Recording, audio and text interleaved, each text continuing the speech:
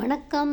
ஈழத்து கவிமரசு வாணி செல்வராஜா. ஈழத்திலிருந்து அலங்காரம் தேவையிலே அன்பும் அறமும் தேவை. அதுதான் நமக்கு தேவை. இன்றைக்கி 22 மார்கழி மாதம் 2025. இன்னும் 3 நாளையில் நத்தார் பண்டிகை வருது. அனைவருக்கும் முன்கூட்டிய நத்தார் வாழ்த்துக்கள். நத்தாரை சிறப்பாக கொண்டாடுங்க. ஆங்கில புது வருடம் 2026 எல்லாருக்கும் நன்மையை தரணும். என்னென்னு சொன்னால், மனித நேயம் குறைந்து கொண்டிருக்கிறது. அதே நேரம் தர்மமும் சீர்குலைந்து கொண்டிருக்கு. அநீதி தலை நோக்கி கொண்டிருக்குது. அதால் யார் சரி திணிக்காதீங்க, எதையும் திணிக்காதீங்க. நான் சொல்ல போகிற விஷயம் என்னென்னா, யாரையும் திணிக்க வேணாம். மனித நேயத்தோடு நீங்கள் நடந்து கொள்வீங்களா இருந்தால் அழிவை தடுக்கலாம். இல்லைன்னு சொன்னால் எல்லா பக்கமும் உங்களுடைய அநீதிக்கு அதுக்கும் அநீதி செய்யும். இயற்கையை நீங்கள் துன்புறுத்துறீங்கன்றதை நீங்கள் உணருங்க. மக்களை மனசை நோகடிக்கிறீங்க பலர். அது உங்களுக்கு தெரிஞ்சவங்களுக்கு தெரியும், தெரியவங்களுக்கு விளங்கப்படுத்த வேண்டிய அவசியம் இல்லை.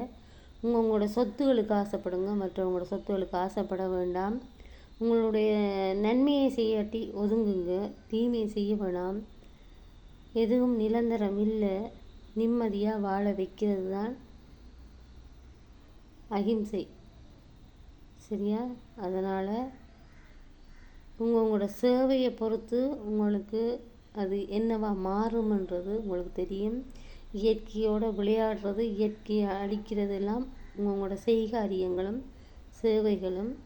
நல்லதே நினைங்க, நல்லதே செய்யுங்க. செய்தவங்களுக்கு மட்டும்தான், செய்கிறவங்களுக்கு அநீதி செய்கிறவங்களுக்கும் அடாவடி செய்கிறவங்களுக்கு தான் அந்த பதிவு. என்னுடைய உறவுகள் அனைவருக்கும் இனிய நத்தார் வாழ்த்துக்கள்.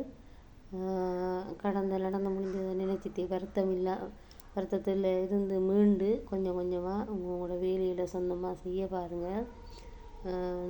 நீங்கள் பெரிய நல்ல வசதியாக இருந்திருப்பீங்க. ஏனெண்டா அதனுடைய தாக்கம் அளவிட முடியாது. மீண்டு வரேன்டா 20 வருடம் எடுக்கும். சுனாமியில் அடிபட்டு போட்ட உடுப்போடு எனக்கு தெரியும் அதனுடைய இழப்பு.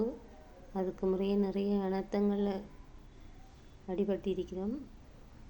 இதுவும் ஒரு அனர்த்தம், கண்கூடாக பார்த்துருக்கேன். அதனால் அதில் மீண்டு வர்றது கஷ்டம். கொஞ்சம் கொஞ்சமாக வாங்க.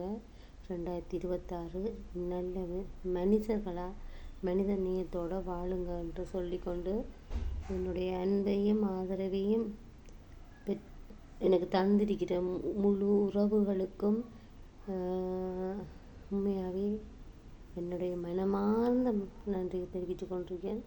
என்னுடைய அப்பாட அருள் இல்லாமல் இவ்வளவும் இல்லை.